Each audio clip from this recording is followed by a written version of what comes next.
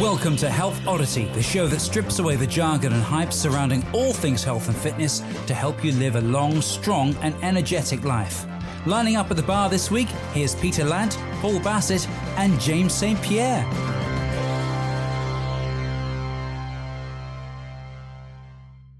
Hello and welcome to episode 26, 26 of the Health Oddity podcast. So, I am here today, as per usual, with co-host and bald man, James St. Pierre. Say hello, James. Hello, James. I'm also here with fellow co-host and bald man. To be fair, they've both shaved their heads, but Paul Bassett. I'm offended. The only reason I'm saying it, if you're watching on YouTube, right, I've got a lockdown haircut going on because I'm not a bald man, and I probably should be. Anyway, I've got luxurious locks. You need to give the impression to everyone who's listening to this. What, that I'm meant to look like this? Yeah, that I'm like Robert Plant or something. Yeah, okay, fair enough. Right. We'll go with that. I'll take that. We'll go with that, yeah. His younger days, not what he looks like now. Anyway,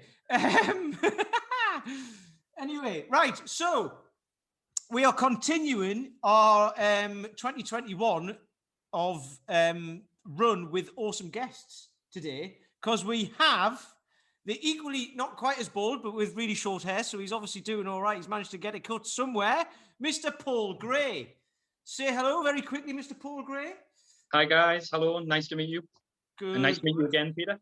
Nice to see you again. So, you might need a translator for this one because Paul's from the northeast, same as me. I'm from Newcastle. He's from Durham, which is, well, he's a southerner, basically, south of the Tyne, but there you go. But I met Paul, when was it? 2017, I think, at Commando Temple in London. Mr. Mace Man, Rick Brown, was doing his workshop and you were there because you'd hosted him before, I think. Mr. Mace Man, who we've had on episode whatever it was of the Health Oddity podcast, that was ages ago, but he was pretty cool. And he's going to be coming over to James's place, hopefully this year.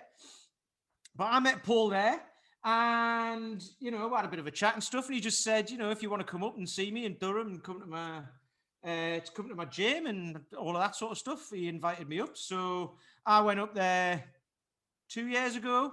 Spent a couple of days with you, which was awesome. Learned some iFlow stuff, learned some stuff about your philosophy, which was fantastic. Helped me out, helped my guys out as well with movement and mobility and what have you.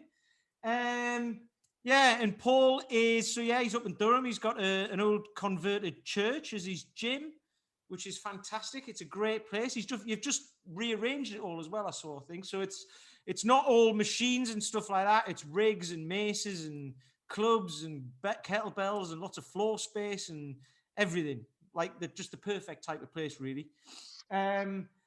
Paul's he's a martial artist. He's many martial arts. He just told us before we started recording he was into boxing as well. He had his first boxing match when he was 6 years old. I don't know if that was a regulated one or in the school playground or whatever. We'll find out.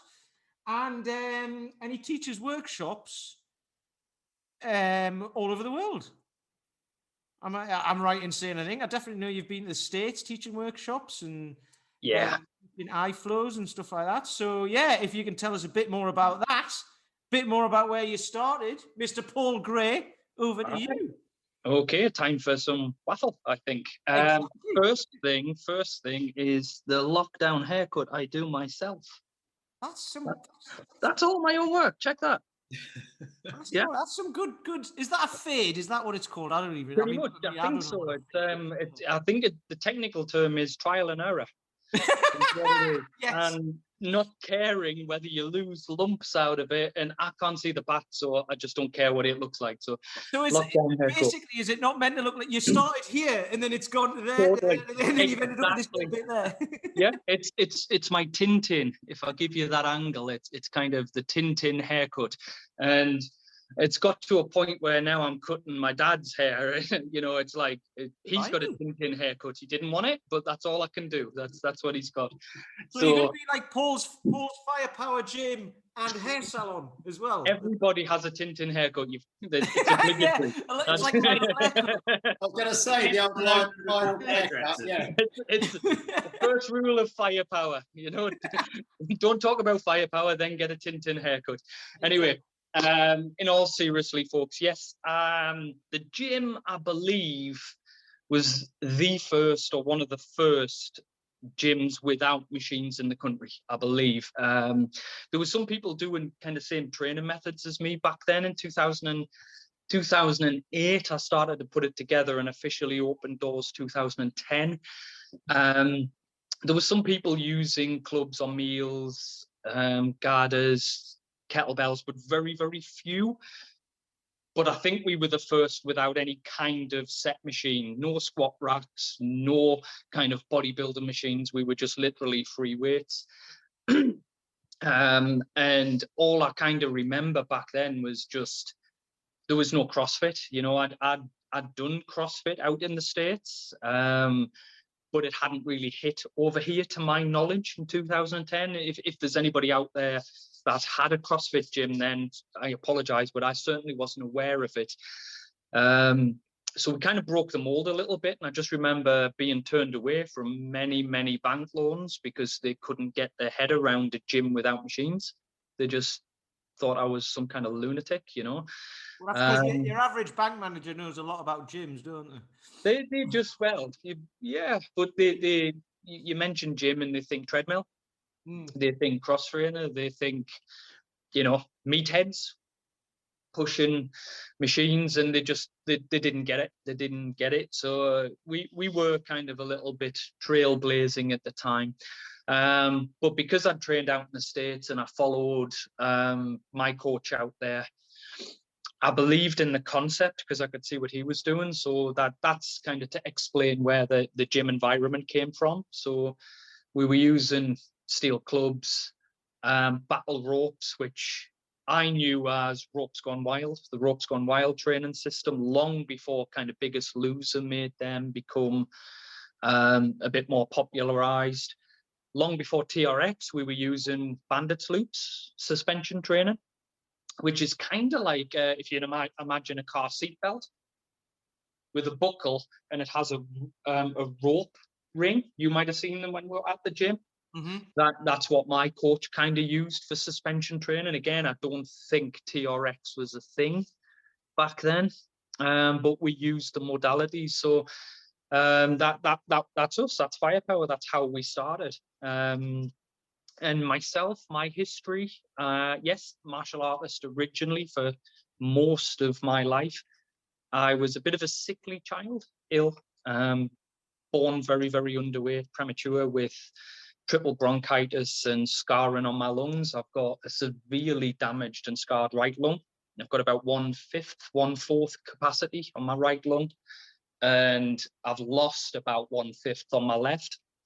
And I've also got an autoimmune joint condition, which kind of presents as rheumatoid arthritis or soft tissue rheumatism. So that tends to get very, very painful if I don't move well a lot, you know. So if I sit around for like 3 days, 4 days, I start to get pain. So not knowing that as a kid, you know, I just remember being in pain a lot. But if I kind of did things, it wasn't as painful. And somewhere down the line, you make that intuitive link, that little connection that being active, it hurts less. But if you're overactive for your capacity, it hurts more. And most of my life has been trying to find that balance for me, risk versus reward kind of training, which has heavily impacted my philosophy to training now. You'll be connecting the dots with the things I said to you as to why I think that way, you know. So that's why I got into boxing early, into some kung fu practices quite young, is because it kept me moving, it kept me going, and I found the pain abated. And to be fair, I was a bit of a scrapper too.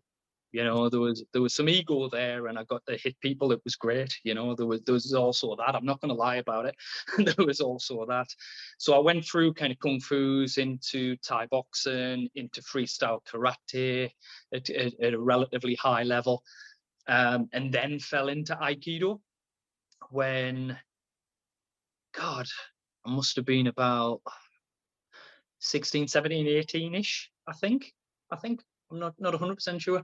But by that time, when you've trained for so long and so many different kind of practices, and all of them are competitive based, fight based, I was already burnt out from trying to kind of compete with people and constantly pushing for the next competition, the next fight. And as a child, you know, that can be very detrimental.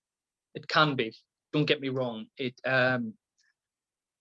It can focus you, and it can do a lot of good if, you know, you're the type of person that's brain needs that kind of focus. But if you've got unscrupulous people pushing you for the wrong reasons, it can do a lot of damage too. And I think that's kind of the situation I was in.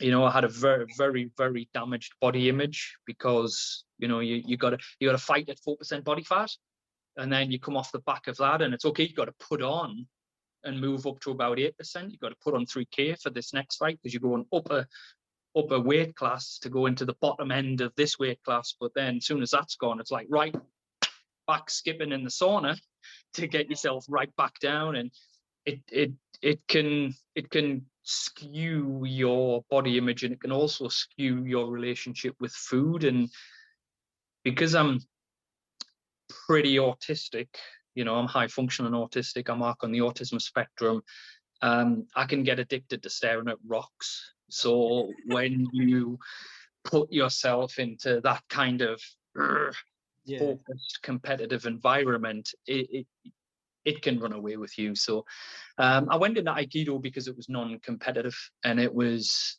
beautiful in its movement practice.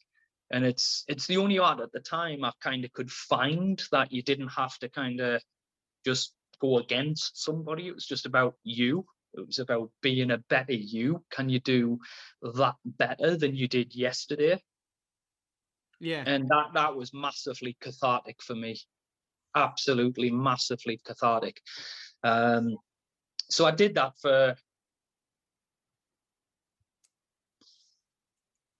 well, I'm 46 now. So probably 25 plus years. I mean, I've only really not trained Aikido for the past 2 or 3 or 4 just because I didn't have the time. So most of my adult life I've trained that. I got to 4th degree black belt, you know, kind of years ago, 10 years ago, and I haven't bothered to grade since. But I've taught that, ran my own association, taught clubs, taught at different places around the country, around the world. And I think I've achieved everything I ever wanted to achieve with that. And I haven't really done any martial arts for a good few years, 3-4 years now. I miss it. And it's one of those things where, you know, I'm kind of promising myself I'm going to do something for me. And I'm going to go back to Aikido, or I'm going to start a new one, take the black belt off, put a white belt on. But I just, you know, life gets in the way, and lockdown certainly does. Are you still quite involved in it though? Because you've got that back room in your gym, haven't you? Where there's Aikido goes on in there. You're not necessarily involved in it, but the room is used.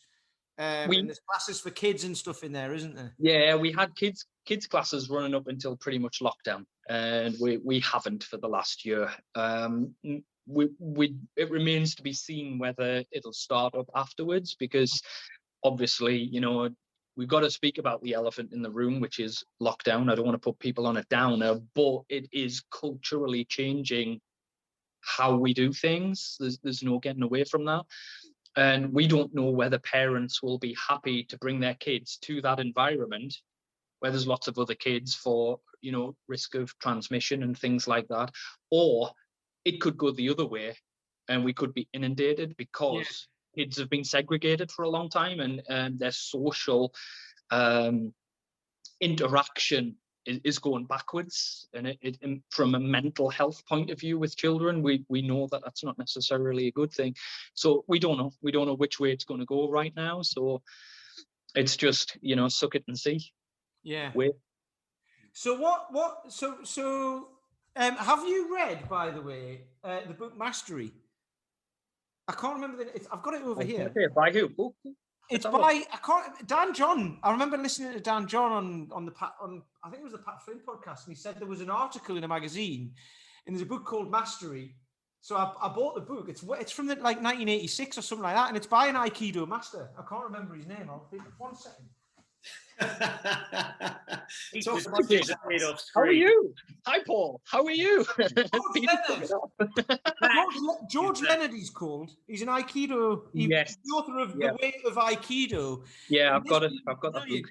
And his whole ethos in this is, I've mentioned it before on a previous episode, is just learn to love the plateau, because that's where most of us are going to spend most of our lives. And people are trying to bust through plateaus all the time, but you can't do that.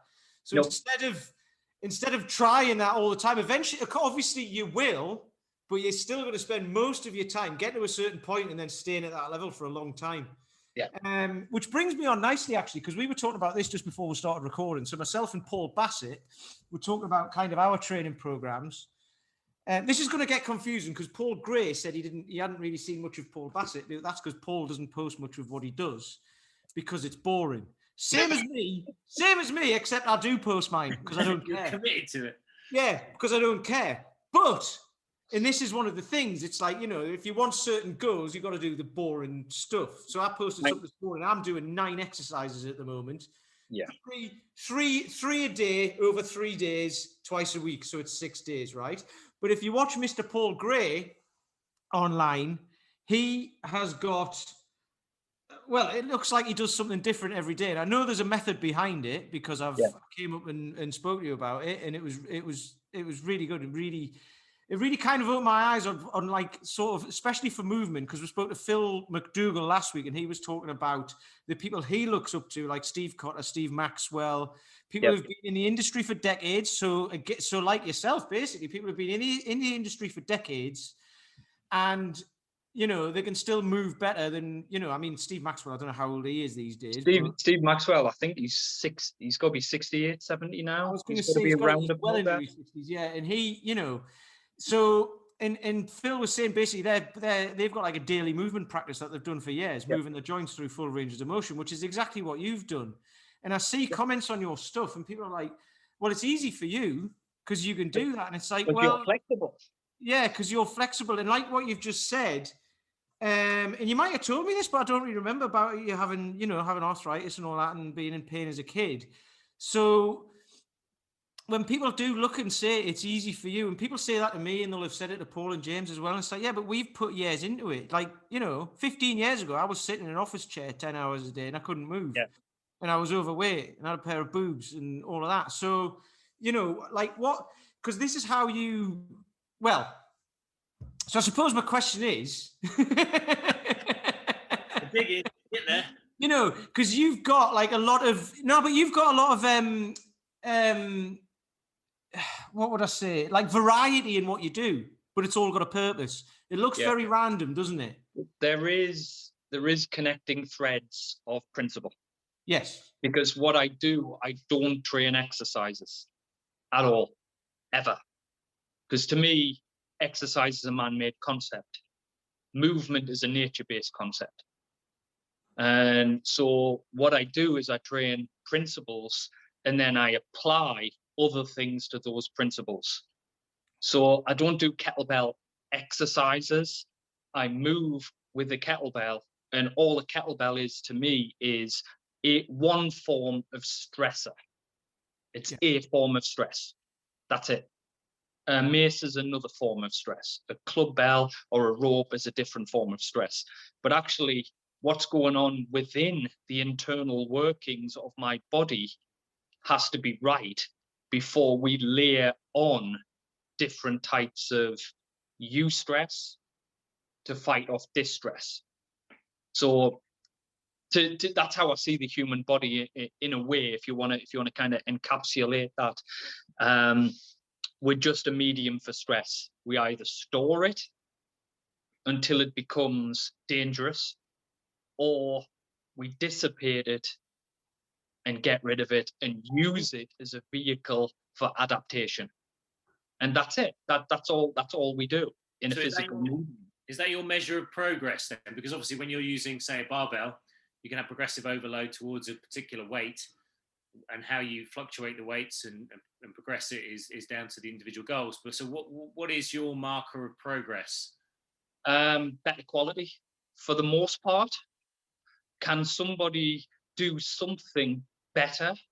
And by better, that lines up with my view or perspective, or through my lens, my opinion, I will say, because my truth is not your truth, it's just my opinion, on what is correct structure. So pressing a barbell, to me, and making your only barometer of success being either reps or weight is very, very blinkered. It's a very blinkered modality. And as I think Paul said, Peter said, there's a plateau to that for most people. And there's a safe risk versus reward position for most people. So what will happen is people will pick up a bar and they'll do either X amount of reps, or they'll do X amount of time, or they'll do X amount of weight for a period of time until their measure of progress is to step it up. Weight or reps or time, yes. So we get this thing, but it gets to a point where either that becomes more or less maximal because of they're under recovered, their structure is starting to break down by doing too much of it, or just literally they're getting older, or genetics. They're not genetically geared to that type of exercise. So they're going to make progress, but there's going to be a finite cutoff level. So to me, the way I see it, because I'm into training for life, not for a short amount of time. So take the Amazing 12 program. Most people will see progressive gains through 12 weeks. But if they kept going, at some point, there's a point where they're not going to get that success anymore. And if they keep pushing that success, they might open themselves up to be more prone to injury. And I'm not saying that the Amazing 12 is a bad program. I'm not. It's absolutely amazing transformation program. I don't personally do transformations, but if I was going to do one, that would be the one I would do it. Not. I'm like that as well. I'm like that as well, because the people who are training, if that's what they want, I would send them like Paul's way or something like that. And say, right, we've got a guy up here. I don't know whether you're connected to Phil Early, kettlebell guy. Yeah, we know Phil. Yeah. Phil does the Amazing 12, and if somebody wants to do it, I'd send him to Phil. He's a great guy. He's fantastic. I know he cares about people, and he's done the program. But for me, my barometer of training for health, not for aesthetics, and training for longevity, if I'm doing something with a barbell, I want a barometer of progress that's going to be able to be cast over 30, 40, 50 years. And to me, that's about doing it better for the most part. There's other barometers that, obviously we've got to take into account. People do want weight loss, or they want to see some weights changing or whatever. But I will change the complexity of what you do with that tool, because a barbell or a mace or a kettlebell is just a tool. It's just one way to stress you. I will change how you use it, change the complexity of what you're doing with it, which, and for all intents and purposes, makes it harder to do. Then the focus isn't just on going heavier. It actually might mean you have to go a lot lighter. But then when you go back to something that's more simplistic, you'll find that you can go heavier without having to have tried to go heavier. Yeah. If that makes sense, I hope that's kind of answered your question. So a lot of my training is not about what's going on externally. It's not about the external body. That's why I'm not built like an outhouse, and I'm not built like Mr. McElroy. I'm or us three. I've got a top on. You can't see the rippling muscles. Yeah. Yeah. Well, this is the thing, you see, for people listening to this who haven't watched it on YouTube, me, James, and Paul are massive. And Paul Gray's just tiny sitting there. He feels intimidated. You can tell. I'm watching. Like, I think when you trained me, I was about 65 kilograms, 66, I think. And now I'm kind of 70-ish. You know, I'm wow. Yeah. So in terms of the training, just to ask a kind of a question that people will be able to relate to, from their own practice and things and their own training. So say, for example, you've got somebody using an 8 kilo kettlebell to do. I've seen some of the kind of the flows and the movement based training you do with that. I think what you're saying is you can do so much with an 8 kilo kettlebell to make it challenging and to make it to improve your movement with it before you maybe progress up to a 12, that you would see there's so many more ways to improve rather than just jumping up to a 12. It's back to what Paul asked, is like, your barometer of success or progress. And I have many barometers. But the way I see it, it's only better is better. More weight, more speed. If you're a runner, more miles isn't necessarily a good measure of progress for everybody. Some people, some mutants out there, and I love Steve Cotter to bits, and he's just a mutant. He's one of these mutants. Steve Cotter could jump in the air, backflip, and land on his head and wouldn't get hurt. He's phenomenal. Most people are not like that, and I'm not like that. I can't go running and just every week add on 5 miles and keep going without breaking down. So to me, having that as being your primary barometer of progress and success for life, for the vast majority of my clients, which are just regular people, is just dumb. It's stupid. Just going faster or just going harder or just going more or just going more weight or just going this isn't always the best way to do it for average people. So my whole training philosophy is based around finding different ways to do things and then layering on like that. So let's say that 8K kettlebell is appropriate for client A to do the basics with. So they're going to learn to clean, they're going to learn to press, they're going to learn to squat, they're going to learn to do this, and this. Okay, so after that, after they've done that for a while, you might take them to a 10 or a 12, or you might take them to this or this or this. But it's also, there's nothing wrong with at that point, if you understand human movement, you understand the process well, in going, okay, instead of doing your clean to squat, we're going to do a rotational movement. We're going to squat down and we're going to internally rotate the right knee down into a shin box position. And I don't know whether you know what shin box is or whatever.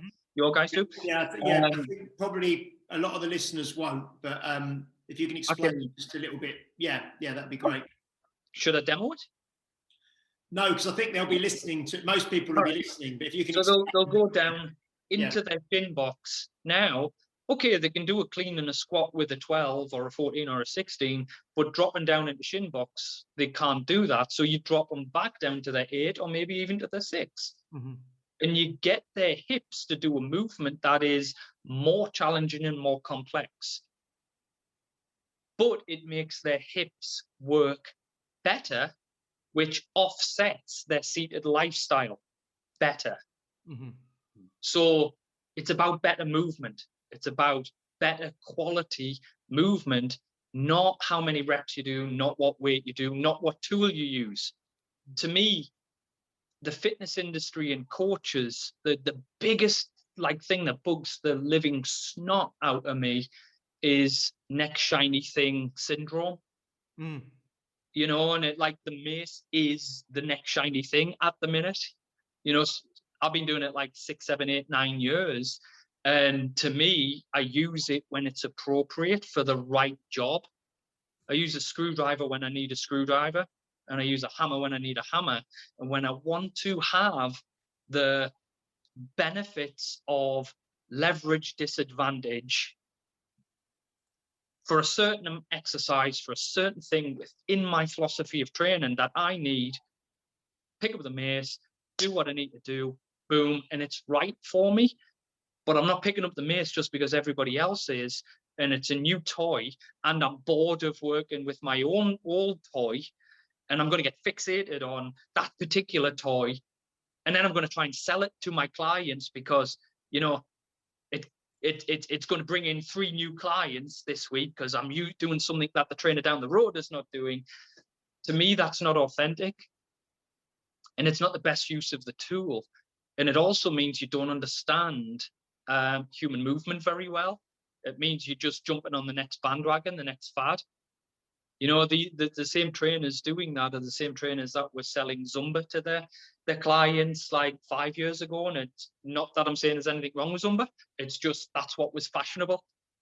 And before that, it was body pump. And before that, it was body combat. And before that, it was, you know, and I have a philosophy of certain parameters in movement, and whatever tool and whatever stressor I use is almost like a doctor giving out the right pill for the right condition at the right time in the right dose. And that's my barometer, and that's how I see my clients slowly getting better from a health point of view. And it's not from an aesthetic point of view, and it's not from a performance point of view. My guys and me are not looking to have pictures done at the end of the Amazing 12. If that's what you want, go to an Amazing 12 coach. Awesome, crack on. But, you know, don't go to Bob's 4-week transformation around the corner. Go to somebody that's good at what they're doing. Do it right, do it well. I'm not competing in GS sport. I'm not competing in vintage strength mace competitions. I'm doing a bit of that, and I'm becoming a jack of all trades, and I'm getting a 1st degree black belt in many, many, many, many things rather than a 10th degree in one. And I'm trying to, the things that the martial arts that I get a black belt in all have a specific purpose for long-term health. Yeah. So I hope that kind of that makes a lot of sense, because I mean I've got you know, like the stuff I use, we train outside, right? So I'm kind of like, right, I'm limited in what we can do. Yeah. Right. So we use kettlebells. I'm starting to introduce maces because the guys have been using kettlebells for a long time, and they've got like the requisite sort of mobility and body awareness and what have you to be able to then offset the load even more. Because, like, you know, a mace is a hard thing to use, isn't it? It's a hard thing, especially when you're dropping it behind your head. Massively. It's going into the middle of nowhere. You're like, whoa, your body doesn't like that. So I'm starting to incorporate that, and I've been using Indian clubs as well, and I'm going to start to try and incorporate that with the guys, just because it's good to do in between sets and stuff like that as well, just to keep them moving with joint mobility and everything. But with what you just said about like the next shiny thing, and you see this all the time, like I see it around here a lot as well, and like trainers are in this gym doing that, and that gym doing that, and this gym over there doing that. They've got this group of people over there, and this group. It's like, whoa, what the hell's going on, right? Which is fair enough if that's what they want. And they're usually kind of the, like, you know, very sociable type of people and all of that. And I'm like, that's cool. And if I was in my 20s, I'd probably be doing that, but I'm not. I'm in my 40s and I want to get people in and get them better, right? Get them better, just get them moving well and get them happy and enjoying the experience. So what I do, and I like you probably do the same, and I know these guys do, is is with things like that, I'll get them myself first. So I've had maces for a few years. And I'm like, right, I'm going to learn how to use a thing, and I'm going to see if I like it. I'm going to see if it works for me, because I am kind of the guys who I train. Okay, we're all very similar. And then I'm like, well, if it doesn't work for me, I'm not going to push it on anyone. If someone wants to do it, I'll show them how to do it. But then if I think there is benefit because I've seen someone does this and they get they get a sore shoulder or whatever doing this, I'll try and then get the requisite mobility and then be like, right, now let's try and just get you dangling it behind your head. Like, you've got to do your due diligence later on. But I always try and make sure I know what I'm doing with it first. Like you said, get good at it yourself to a point where to a level where you can then teach someone without saying, here's the next big thing that I saw someone do. And you swing it like this, go on, do that. And they won't have a clue. You have to do your due diligence, and you have to have your time in the trenches to be authentic. And if you're a coach that cares about your client's health, not just care about commerce, you know, most, like you mentioned, this gym over there's doing this gym over there's doing that. The only reason they're doing that is because your average trainer who is absolutely lazy and has the attention span of a gnat wants the quickest, easiest thing to get them sweating. And if it's fun, they'll do it. They don't really care if it's bad for them. They'll just do it. So a lot of gyms will just jam programs together to get people in the door because it's money over morals. They don't actually care that much, honestly, about their client's health, or they wouldn't provide that program that's breaking people's shoulders and knees because they've got somebody that's overweight with bad knees jumping on and off a Reebok step. They shouldn't be doing that in the first place. Is it a question of the lack of, you know, there is a certain lack of regulation in, I mean, in this industry, my wife is a dentist. Yeah. They're regulated like crazy, and so are doctors. We don't have that. I would say, in all honesty, I would say I would have agreed with that 10 years ago. Now, everybody has Google and YouTube and a brain. And any of us can find out pretty any information, and we can connect and link to the world's top coaches and learn from them and buy downloadable programs and downloadable products. I think there's very little excuse to provide something that is unhealthy and dangerous just for fun. And yes, it is unregulated, but I've turned away from many, many, many training programs that I was making money from. When I saw with my own eyes that my guys were breaking down, it was doing them harm over time. And that's called integrity. And that's called caring about your clients and saying that, okay, it's making money, but I'm not going to do that anymore because you've got a knee injury from doing it, and so have you, and so have you, and you are just, you know, your shoulders going or whatever. And anybody that's had any amount of years in this industry should get to a point where they can hand on heart say, well, do I care about money or do I care about people's health? And I feel very strongly about that, and I fucking call them out, and I've been calling them out for 20 years. And I've walked away. I walked away from CrossFit. I could have started one of the first CrossFit gyms in the country. And I was training CrossFit modalities then, back when it was way less competitive than it is now. And it's become more and more and more competitive, and it's become more, it's been marketed very well. So the competitions have become bigger and there's more money in it. And I chose to do a different modality. I chose to do TACFit and to teach TACFit instead of doing CrossFit, which I probably would have made a huge amount of money from. But I looked at the two modalities. I did what Peter said. I trained both modalities for a long period of time, and I beta tested both with my clients. And I went, in my opinion, this one's way safer over time. Yeah. Not right now. We'll be all right. We'll get away with it for a year or two. But right now, at this point in time, 10 years ago, this is the one that's going to give my clients the most benefit. Nobody's heard of it. Nobody knows what it is. I'm not going to get people in the door from doing that modality over this modality, but will my current clients be healthier? Yes, I believe so. So I do this. So it's that kind of analogy of, you know, when you join a new phone company, you know, you jump from one to the other, and they give you that kind of beginner's deal. Yeah. But the people that's been with that company 5 years are paying much more and getting screwed for their loyalty. I think that's wrong. I look after the people I have right now, and I don't worry about who's going to come in the door wanting a half-price deal. I don't care about that. They're not going to get it anyway, but I'm not even marketing for it. I'll look after who I've got. So, again, not trashing CrossFit, because in the last 10 years, CrossFit has come a long way, a long, long way. I remember the think tank of the people that put CrossFit together, and then how it was interfered with internally, went downhill big time for a good few years. And then it started to pick itself up, and they're doing more due diligence on the health side of things now. But at the time, I'm talking about at that period of time, I made the choice for health, and I always will. The thing you said there, I mean,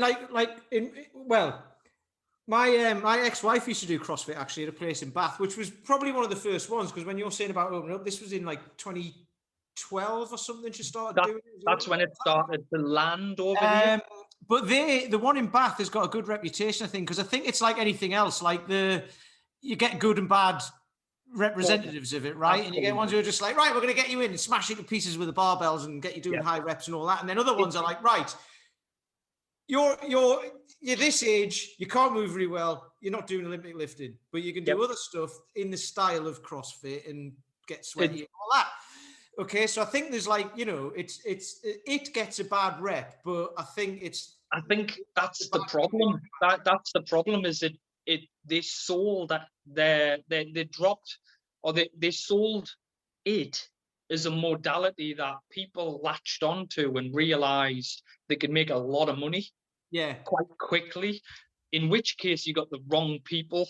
So that's what I was going to say next, is that's what I like with what you said there, is you can have these things. So the integrity thing, you can have these things and you can use them on yourself, and then you start to train other people in that style, and then you go, hang on, I've got a sore knee and my neck's a bit achy, and then someone down the road a year later, the same people start coming in with the same injuries, and there's a common denominator, and you're like, oh, hang on. Yeah, well, but that's where the problem can be. You go, well, it doesn't matter because this thing's dead popular, so they'll go somewhere else. But there's a whole load of new people coming this way, and that's why, and that's a business model, right? That's like, it's like you said about loyalty is not rewarded anymore.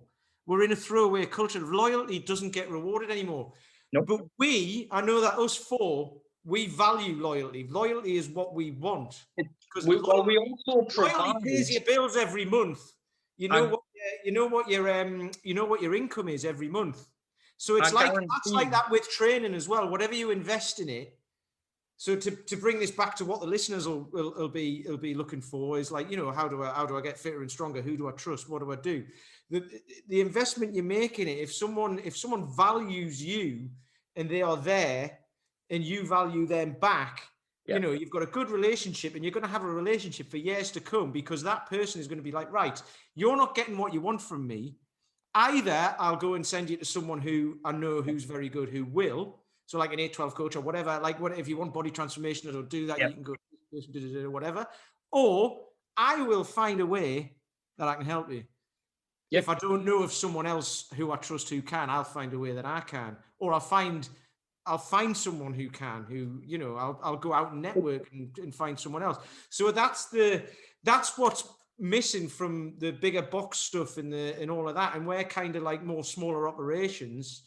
But I think that's what certainly in my world and the things I've been listening to, like the podcasts I've been listening to, there's more of this coming out now. The whole pop culture of fitness is kind of, or I feel like it's starting to disappear.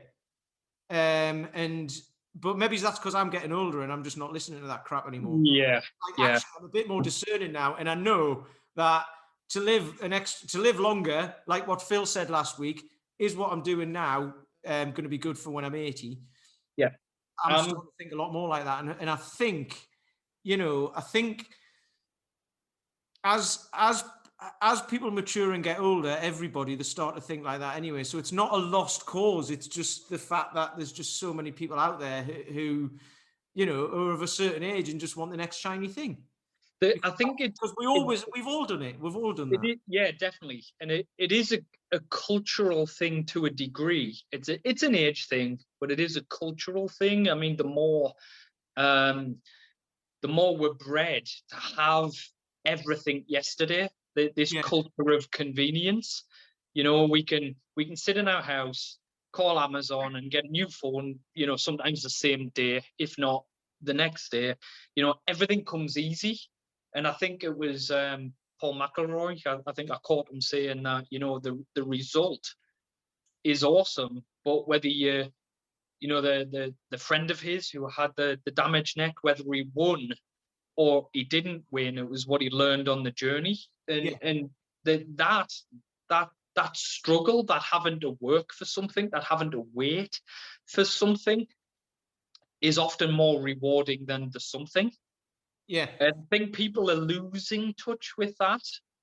I mean, in my day, you know, you had grandfathers and uncles that would take you to the shed and teach you how to make something out of wood, and teach you how to use a chisel and how to use a hammer, and help you learn to create something yourself with your two hands. And then my dad would show me how to change the chain on the bike and tinker on with the car. And then there was another role model that would teach you. And it was all about learning things for the sake of learning things that made you more self-sufficient and better at problem solving.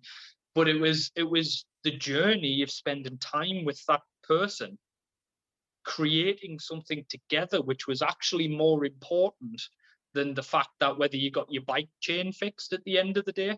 When you're a kid, you can only think about the bike chain. Now, I think about the time I spent with my dad, fixing the bike chain. So with that, I've done what Paul's done earlier. I had a point there. Yeah, come on, point down. Want me to? I've remembered my point. But it's all right. It was about lockdown, so it's not really relevant. But with that, that's one of the things, right? So there's a throwaway culture now of like, you get things yesterday, you can order stuff, if something breaks, you order a new one, right? And it'll be here tomorrow. Years ago, if something broke, you fixed it. Yeah. Or you worked out how to fix it or whatever, and you couldn't go on YouTube. You found the bloke in the street or the lady in the street or whoever could do the thing, and you'd go and ask them, because there'd always be someone who could do, because everyone had a trade as well, right? My old man was a French polisher, right? So, you know, he was good with wood and what have you. The problem is, apart from landfill and all that sort of stuff, that this stuff gets thrown away, the biggest problem is you can't do that with your body. You can do that with pretty much anything that's manufactured, anything, but you can't do it with your body. But people do, and that's my point. People still do. Yeah. When people train, they either train what they want, i.e., it's fun. I like climbing, so I'm going to now climb at every given opportunity for the rest of my life. I like rowing, so I'm going to become a rower and I'm going to do everything about rowing. Or I like kettlebells. They kind of fixated on what they like, or they train what actually makes their ego feel good. That's 99% of trainers, or 90% of trainers. So if it's getting that personal best every single session by going heavier, then heavier, then heavier, then heavier, that fuels the ego. Is my chest getting bigger? That fuels the ego. I'm not saying you shouldn't do it. I'm just saying this is my philosophy, looking from the outside in as to why people train. And it's one of those two things. And they often are destroying their own body and health to facilitate those two things. So they're like, I'm getting fitter. Yeah, but you're getting more unhealthy. And that analogy is like, you know, I say it all the time. And again, it sounds like I'm bashing CrossFit and bashing marathon runners. They're just analogies to make a point. But you see the guy running around, you know, his 3-4 mile route twice a day, every day. That's like the Walking Dead. You know, his joint chain is destroyed. His knees are wrapped up. He has chronic pain in his back, but he keeps on goddamn running. And that excuse of, well, it keeps my heart and lungs healthy, I'm fit. I can run 4 mile or 5 mile or 6 mile. Well, that doesn't mean shit to me. You're in pain, dude. Yeah. You can't bend down and put your socks on in the morning. You're not healthy. So that barometer, if I walk into any training facility and I see people bandaged up with rock tape and are in chronic pain, then the training methods are not healthy to me. They're not functional, if you want to use that word. Function means to function.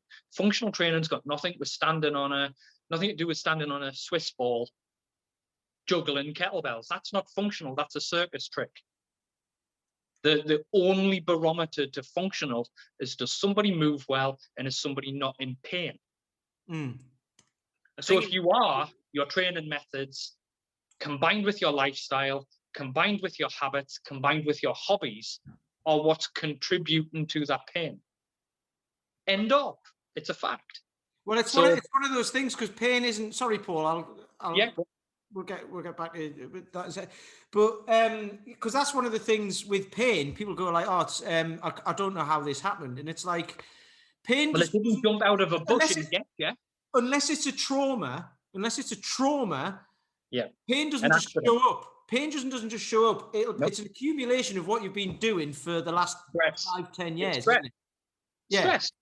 Someone all of a sudden goes, "Oh, my shoulder's really sore, and I can't work out why." We'll get deep into this. Pain lives in the brain. It doesn't live in the body. Exactly. Yes. End of. Yes. And at the end of the day, most people will get stress-based tension first. They're usually not aware of it because they usually don't put themselves into a position that highlights that tension, that it's there. That's why I train so many different planes of movement, because they're all designed to test the chassis. I go into one plane of movement and I feel tension. I know certain parts of my body are overworked, in which case I've got to do something to take that tension away. It's a test. It's a testing system. So first it starts as tension, and that is your subconscious starting to put the handbrake on. It is telling you you're doing too much of something or not enough of something to compensate that. Yeah. Then it becomes a niggle. That's the next click on the handbrake. Eventually it will blow out if you keep on doing what you're doing. Your body's been telling you for a long time, you just either haven't listened or you haven't had the ability and the understanding of how to listen. And the map, the roadmap on how to deal with it. And that to me is what I do as a coach. I teach you how to listen and understand what's going on in your body, even though you're not consciously aware of it, because it's all done from your subconscious, trying to put the brakes on to keep itself safe, because your subconscious only understands one thing, and that's survival. Yeah. It does not give a shit about anything else. The only voice your subconscious listens to is your conscious voice telling it certain things. So if your conscious tells your subconscious that this is blue enough times, your subconscious will believe that. And then when somebody else goes along and goes, "Oh, that's a nice black manual," what? Why are you lying to me? And we have this big reaction to it. Yeah. And that happens physically as well. So, when I go into gyms and you've got all these athletes with rock tape all over them and they're all crooked and the shoulders are pinging out all over the place, and that is down to the fact that their training methods are not healthy. They may be fitness based, they may be performance based, and they may be aesthetic based. That's fine, but they're not healthy and they're not functional. But with all of those things, you can do it in a healthy way. This is the thing. With all of those things, you can do it in a healthy way. I suppose there's an overarching thing here, which is when we're talking about particular modalities within health and fitness, certain sports in particular, we're talking about a specialist body. Yeah. I suppose we evolved as generalists in many ways. I mean, we obviously have a specialism. Yeah. Bipedal, we run, we can sweat, we can, we're very different from any other animal. But when we're talking about the body of a gymnast or the body of a bodybuilder or the body of a rugby player or the body of any particular sport. We're looking at a specialist body, and by the sound of your training methodology, you're trying to access a wider spectrum of human movement that isn't limited to a sport, and therefore the expectations of the individuals. And I suppose this is the point I'm moving towards, which is your main responsibility, or the complexity of your job then, is that most people expect the specialist body. Most people doing what they like or what fuels their ego, whichever little specialism that has turned them on. Well, it's two things. Some of it's the media, the fact that that's what they see. What they see is a specialist body, and they expect that result. But then the challenge is almost like the exercises are secondary, because you've got to change their perspective when they work with you. Because I mean, Phil McDougall last week, people who approach him tend to people looking at those people seeking that kind of result. But Phil's one guy, so there's only so many people you can work with, which is quite difficult. Like for me, I have 70 odd plus clients, depending on the time, lockdown or whatever. But so got a big wide net, and not all of them have come to me with that perspective. They kind of don't know. They know what they're looking for, but they don't know what it is. I believe. I mean, you hit the nail on the head when you said that the vast majority of people want to train as a specialist, and regardless of the reasons, regardless of whether it is because it's fashionable at the minute, the media pushes them that way, they believe that that's what training's about, whether it's because they enjoy it or it's ego fueling for them. Meatheads, it's all ego. They're all masking insecurities. If I get bigger, then nobody will pick on me in the playground.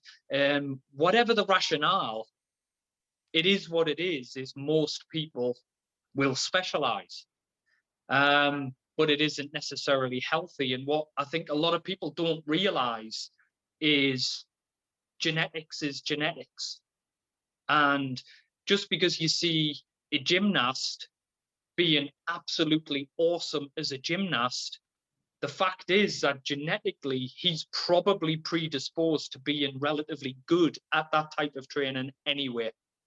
A world-class gymnast is never going to be a world-class swimmer. Might be a very good swimmer, might win a few competitions, but he might not ever be a world-class swimmer if he went to do that thing.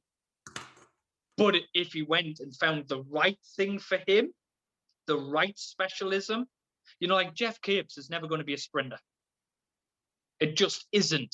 It doesn't matter how long he trains, doesn't matter what he tries to do, doesn't matter which coaches he works with. The likelihood is if he trained as a professional sprinter, he wouldn't win any competitions, he would get better, and he'd probably blow out his knee, or a hurdler. So a lot of this as well comes down to kind of genetics, and my genetics are very poor, very, very poor. I've got the joint condition. I'm not a big guy. So training for outright strength all the time is a recipe for disaster for me. Training as a bodybuilder, all I ever got was injured over time. I got results and then I got injured. I've done triathlons, I've done long distance cycling, and I've gone into the endurance sports, and over time I got injured. So for me, looking at myself, and I know I'm quite I'm not the greatest athlete in the world, but I'm using myself as a model. I've built myself up to the point where I'm able to do things that people half my age and twice my size can't do now. It's taken 20 odd years. But I understand genetics is genetics, and there's going to be a threshold at some point, and I have to train mixed modalities, the wider spectrum that you were talking about, to keep me healthy. The minute I start to specialize, then it always ends in disaster for me. And I think there's more people like that than isn't, because most people sit behind a desk, or that this, you know, they have a sedentary lifestyle, or they have some hobbies and habits that mean they do too much on one side. You know, they sit like this all the time, or they carry a bag on their shoulder all the time. And the minute they go trying to push weight, oh, well, I keep hurting my shoulder. All right, well, let's not push weight for a while. Let's sort out your mobility, create some internal structural strength, and then add a degree of stress. That could be weight, that could be more reps, that could be your body's position in gravity, that could be leverage disadvantage, that could be leverage disadvantage by using a steel club or a mace. It could be a million different types of stresses. Then we train recovery from that.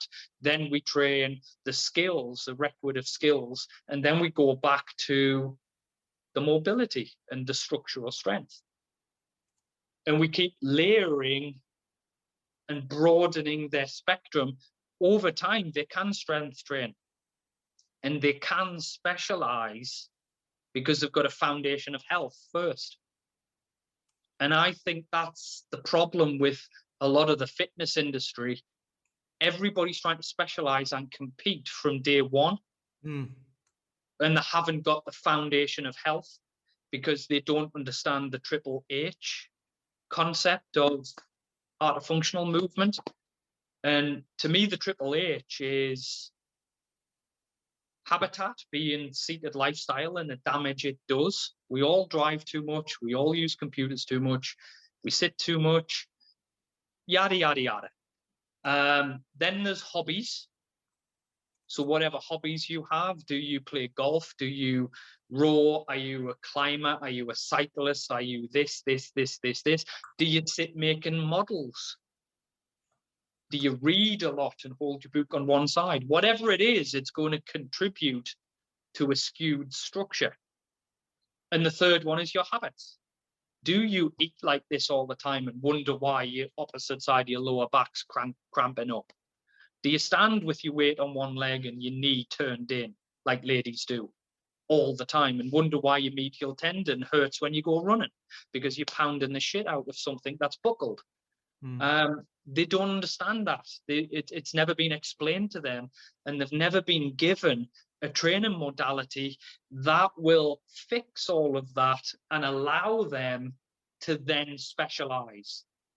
They just go into the specialism and then start adding whatever the barometer of progress is within that specialism, which could be more time, more distance, more weight.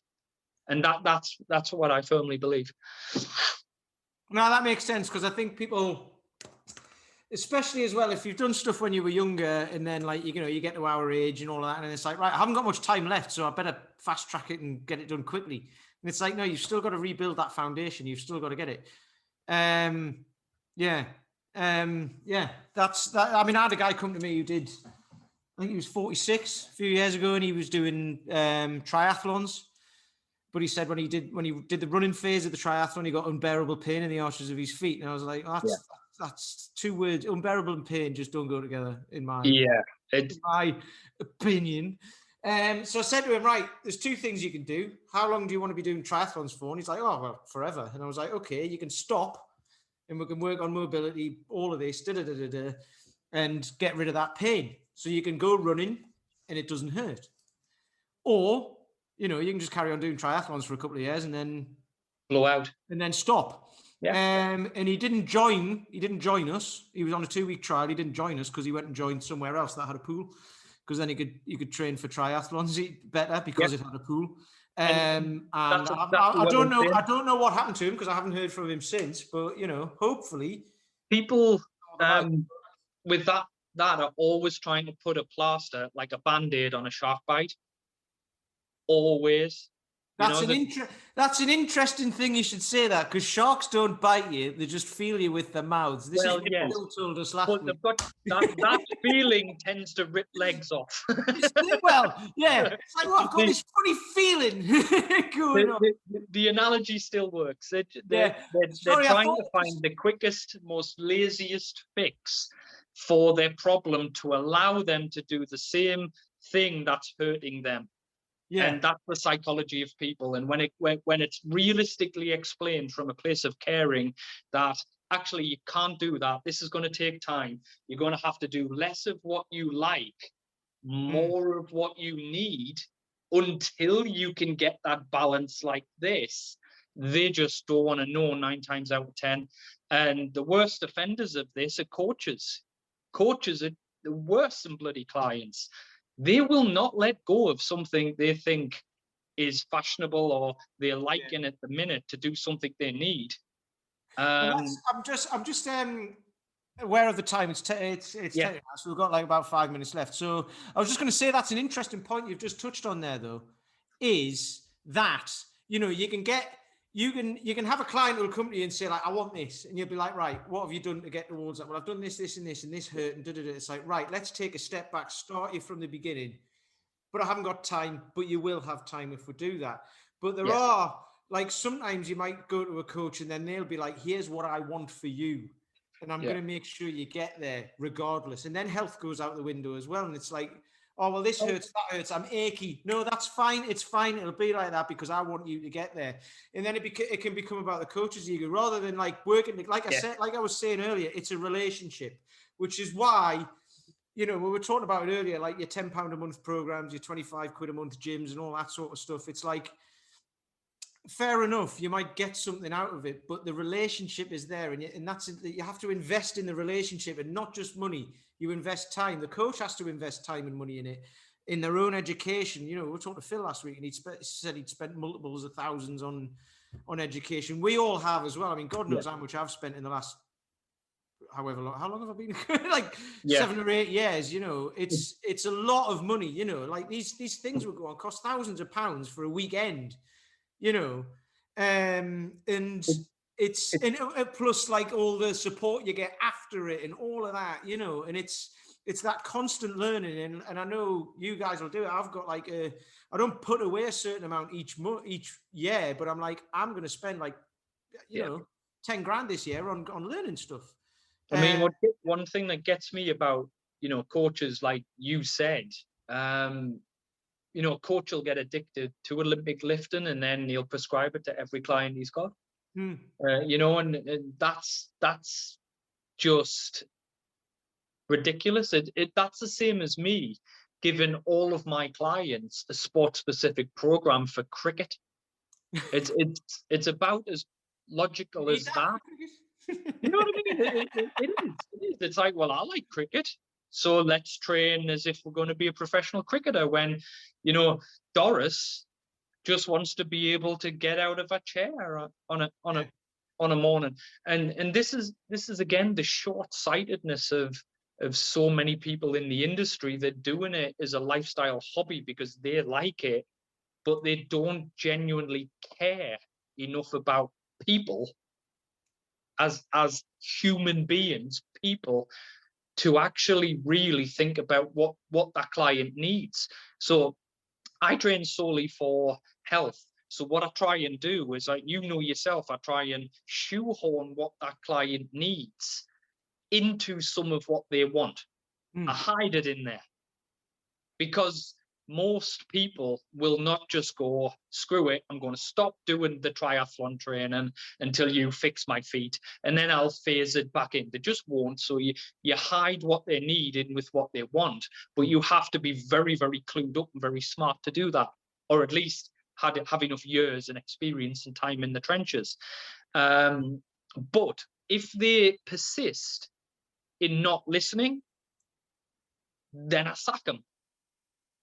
Because they eventually are going to get hurt, they eventually are going to leave, and then they're just going to badmouth me that I don't know what I'm doing, or they didn't get what they want, or I send them to somebody else that can give them what they want in the first place. And I think that's important as trainers and coaches.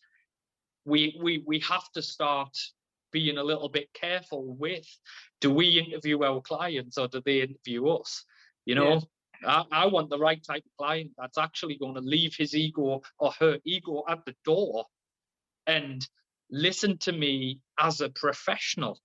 When I hire a plumber that's been a plumber for 45 years, I don't stand over him and tell him how to fix my boiler and pipes. And when he tells me exactly how it needs to be fixed, I go, okay. I don't go, no, well, I saw on YouTube, you're supposed to do this, this, and this. But I'm not going to listen to you. I'm just going to carry on doing it the way I want to do it, even though that's people. Or you can go the other way and go, I looked it up on YouTube, so I tried it myself. Which is why the kitchen's flooded. So can you help us sort that out, please? You know what I mean? People will soon spend money.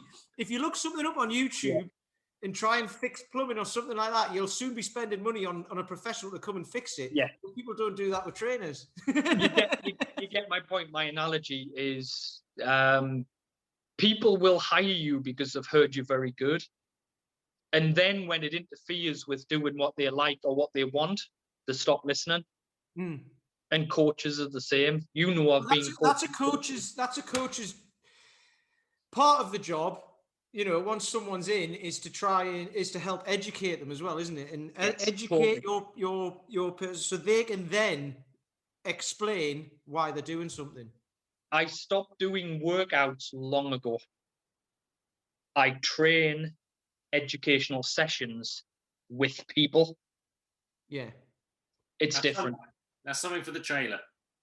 Absolutely. Yeah, definitely. That's a soundbite. We'll open with that on the trailer. Yeah. So anyway, we'll finish. Yeah, that's probably a good place to stop, actually, because I mean, like, you know, we could go on forever.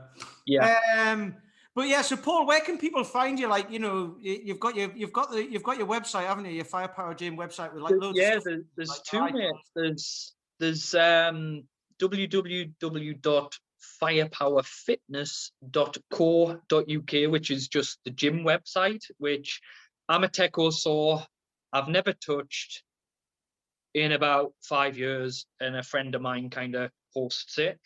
There's the other website, which is www.coachpfg.com.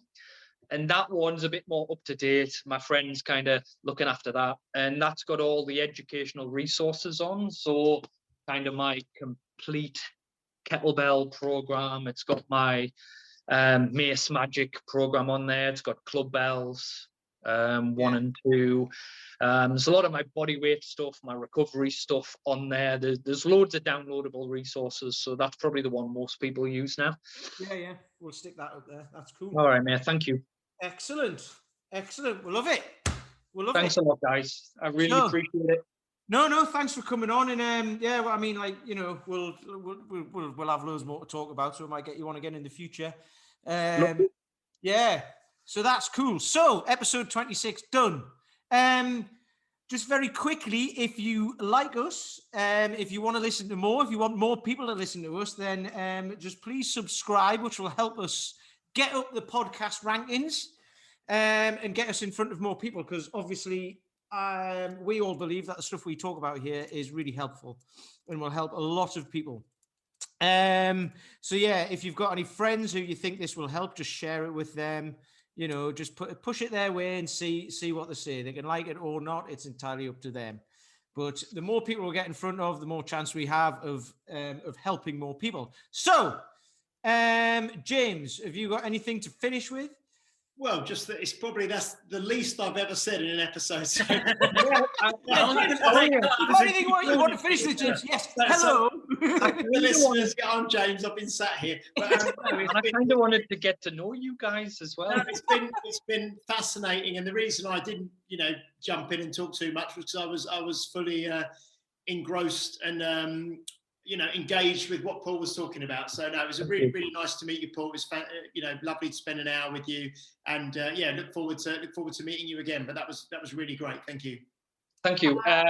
Anytime you want to talk about anything, we'll schedule a call personally. It doesn't have to be like this and shoot the breeze. You've got Rick coming to your place.